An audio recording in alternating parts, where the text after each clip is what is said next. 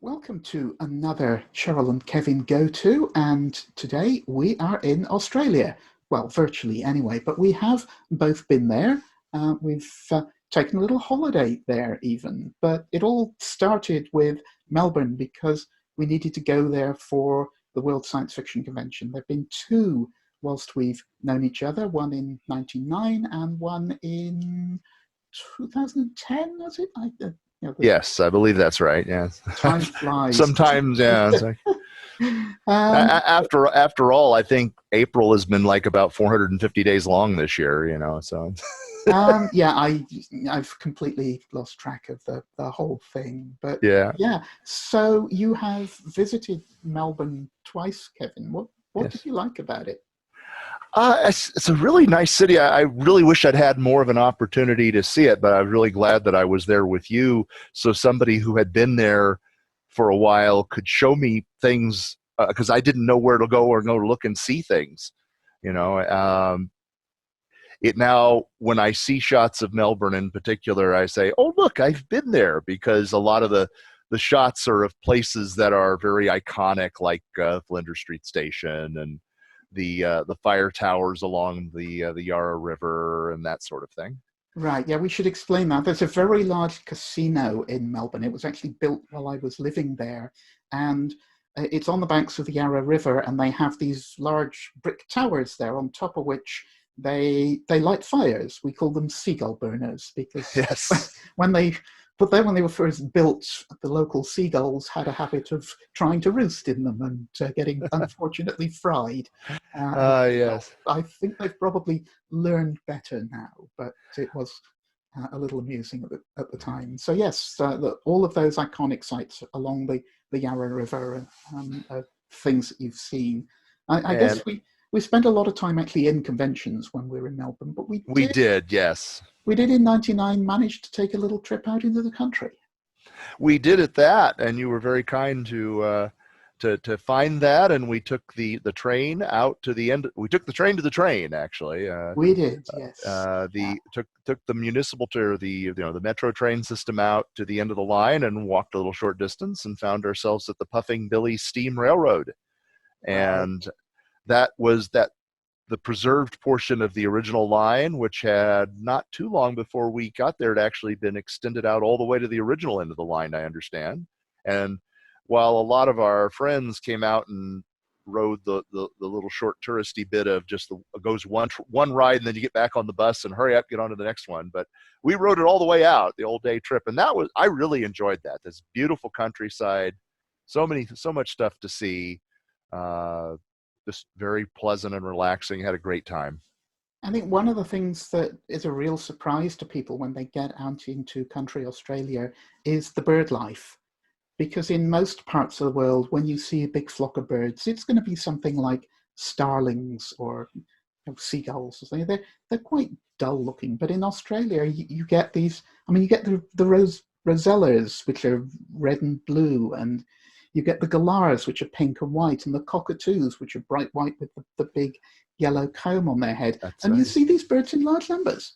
Yeah, it was great. I mean, even what was very clearly, they were pigeon-like birds there, I guess, for there, but they were beautiful birds. And I said, what really lovely animals you've got here. Hmm. Of course, we didn't have to worry as much about the animals that are trying to kill you, but Oh, anything which has got two legs or four legs is okay. right. Right. And of course, the other thing that we were able to do on that trip was to visit one of the nature reserves out in that part of Victoria, a place called Healesville Sanctuary, where you can come face to face with all those iconic Australian animals. Absolutely, and I'm so glad that you took us out there because I was just fascinated by all the things we saw there, and in cases sometimes you could relatively safely get up close with them. I mean, some of the animals, of course, are enclosures where you can't go, but I do remember in particular that enclosure with I forget which kind of kangaroo it was, but we went in there and there were just low wooden barriers, and there was a kangaroo that was lying down in front of the barriers, and I I wonder if I, it looked nice enough. And then a bunch of little kids came in and and they came running over, and they're all over it. And the kangaroo's going, yeah, this is. And I concluded that the deal was is if the kangaroos stayed on the other side of the small wooden barriers, you're supposed to leave them alone. But if they came out in front of them, then they were fair game, and you could pet them and what have you. Yeah, so that was an eastern grey kangaroo. They're about 4 to 5 feet tall, and they look like very large rabbits. They're very cute. They're quite friendly most of the time. Yeah. I've actually got up close to them as well. But the thing that you notice is that their feet are about 2 foot long, and they've got claws on the end like this. Yeah. You wouldn't want to make one of them angry. That's for sure. And there are much bigger kangaroos in Australia than that. And those were definite enclosures. We could not go inside. The other thing, of course, they have is the koala, but the koalas really don't like being petted very much. No. They're very private animals. And, but the dingo pups were very cute and friendly, and just. And then you saw other impressive animals. That huge hawk. That was there. The wedge-tailed eagle. Yes, absolutely. It's a whoa, and they could. We have where I live, there are small hawks that hunt very small birds and sometimes rabbits. But I mean, that eagle probably could eat the hawk that I have here for lunch, and still be hungry. Farmers in Australia did for a long time hunt the wedgies because they believed that they carried off lambs, and they are big enough to carry off a lamb. Thankfully, nowadays they are protected, and the farmers are starting to learn that they're not as dangerous as they thought they were. But yeah, they are really impressive birds. It was great. I was really pleased to see that. And so you gave me a hint of some of the wonders of Australia that were within some easy reach of Melbourne, and then so we were warmed up for the next trip. Yeah. I mean, there's so much really. I mean, there's some real beauty spots around Melbourne that I would have loved to have taken you to. In particular, Wilson's Promontory. Right? The photograph of me on the beach that's part of the header for this fundraising campaign, that is taken at Wilson's Prom, and the whole area is a nature reserve, and the beaches are absolutely gorgeous and deserted. But I'd have loved to see. There you go. Yeah, that's right. We'll have to go back at some point. Yes. Well, when we got for our other trip, we again took in Melbourne, and I got to do something that I'd heard. Of course, I'm a big train and transit buff, and I loved Melbourne's trams, and then we went and had dinner on the restaurant car, and that was fascinating. The tram that runs around the streets, that's a moving restaurant. Sure, and why not? Yeah, why not? Why not? I really enjoyed that. I mean, it's that was something I from the previous trip, because I'd seen them there. I mean, the tram lines run everywhere, and you see the restaurant car going. I said, I should do that someday. Well, we did, and that was good. Yeah. No, I mean, Melbourne has some great restaurants, and I'm very fond of them, and would love to go back and have great meals again. But there are so many other great places you can go. There are, sir. Yeah, I mean, I was going to say, every time I watch the Australian Open tennis tournament, they have all these beauty shots of Melbourne, and I said, oh, look at that, look at that, look at that. But the whole country is great, that we've been to. On the subject of trains, I managed to find you an even better one up in Queensland. Yes, you did. So we after that Worldcon, we flew up to Cairns and took the Coranda Scenic up into the mountains. Now, there is a way to get there by train, to get to the train, but it's a long trip and we didn't have time for it. It might have been fun to take the train. Cairns is the end of the line on the main railroad, and then from there you can also take the Coranda Scenic up into the mountains. It was an amazing achievement to build it in the first place. Today's preserved service there takes you up into the hills, including taking you by a waterfall that the line was built right in front of. There's also, they actually have they make a stop at where the that's the Barron Gorge is the yeah, the place you're gorge thinking of. there. Yeah, Yeah. I couldn't remember the name of it. Yeah. So there are Uh, two waterfalls, folks. So at one point, the train actually goes along the face of a cliff on a trestle that they built into the cliffside. And between you and the cliff face, there is a waterfall going down the side of the cliff, which yeah. is something you will probably not see on any other rail journey. But Barron Gorge is a major hydroelectric power station in Queensland. And when that is in full flow, it is really impressive. Sadly, it wasn't going No. great guns when Kevin was there, but I have seen it in full speed, and it's marvelous. And then we continue, the train stops and you get out and look, and then you get back on again and go the rest of the way into Coranda, where we had a good chunk of the day. And you took us around the walk that went out, the short walk out in, I don't know what it was called, the jungle walk or something Yeah, like no, that. I'm real Australian rainforest. It was, yes. And that led to, I think, one of the more fun uh, uh, chance encounters as we came to the bat rescue uh, hospital or museum or whatever you want to call it. Yeah, we got face to face with some Australian fruit bats. Now, if people in the UK think of bats, they think of something that's kind of this size. It's a mouse with wings, but the Australian fruit bat is more like a cat with wings. These things are big, They are. and they live traditionally in Queensland. In fact, you can find them roosting in the street in cairns. If they've found a suitable tree, there might be 20, 30, 40 bats in it. But in Coranda, there is a rescue station where you can get up close with them, because these are injured bats that they've taken into nursed back to health again. So you can get to see them really close, and there will be some photographs of those folks. They were really quite cute, and the caretaker there was feeding some of them, and they're very happy to that. And she explained that the way they're kept there is in such a way they're not really caged exactly, particularly when they're sure that they're ready, that they're well enough to go.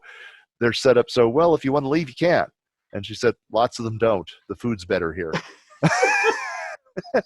Yeah, well, that's the way it goes. That was a wonderful trip. And then we went back down, and then we went on, I don't know, probably the high point of the whole trip, as much as I love trains. But after that, you want to tell them?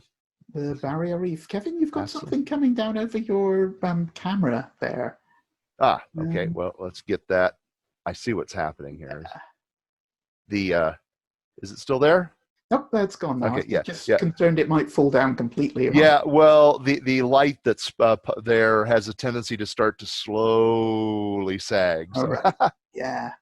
So yes, I took you to see the Barrier Reef. Sadly, it wasn't in anywhere near the amount of glory that it was when I saw it back in 96, 97. So even over those 12 years, 13 years, it had already deteriorated quite significantly, but it was still a really impressive sight, I think. And I'm really glad to have gone, because even to me, someone who never encountered such things. I mean, when we got there, and they put on the gear and the face mask and so on, and just look below the surface, and I said, and I'm surrounded by fish. I said, I'm in a nature documentary. Yeah. Now, it's not as though I haven't seen fish underwater before. There are lakes in California where I've swam, and there have been a selection of salmon or trout or fish like that. It's more like just trout, actually. And I've seen that, but I have never seen the vast variety of sea life that were there. And it was just amazing. I sort of wish I'd paid just a little bit more attention to the instructions on how much sunscreen you should wear. But, Yeah. but That's such a common problem. It was, yeah. But even with that, I would not have. If I had to go back and do it again, I'd wear more sunscreen. But if you said, well, you could go and do it again, but you can't. You still have to get the sunburn. I said, I might still do it. It was that good. Yeah. One of the things that I try to remember about coral reefs is that they occupy only about 1% of the total area of the oceans, but they contain 25% of the biodiversity of the oceans. That's fascinating. I just loved it, and I thank you so much and thanks for getting one of the there's different ways to go see it. And the one we had was a fairly small expedition, as it were, which meant you had pretty good, you didn't have huge crowds. So just very entertaining. Really loved it. Great. Now, the final thing that we did on that trip, of course, was we had to go and see Sydney, because you have to go and see the bridge and the Opera House and all of that. And it was mainly walking around, wasn't it? That's mostly what we did. The only riding we really did was the train in and out from the airport, and riding the monorail, which isn't there anymore. So I'm glad we got that in. Yeah, but just walking around and seeing things, getting the money shots, as it were, and the helpful person who came along and took our picture with the Opera House behind us in the classic shot. Yeah. That was really nice. And eating very well, of course. Oh yes, fascinating, wonderful food to be had there. The aquarium was interesting. The restaurants were great. I superlative time. We should mention the aquarium, actually, because they have a shark tunnel. So Sydney Aquarium is underneath the harbour. So you go down a flight of stairs and you go out through this tunnel underneath the waters of Sydney Harbour. And there are sharks and rays and goodness knows what else swimming around looking at the humans in the zoo. Yes, we were on display for them. Reminds me of some of the now during the lockdown period, some of the zoos where we hear reports that the animals are getting bored. They don't see the humans, and particularly the one that has the penguins going out for a walkabouts around the zoo.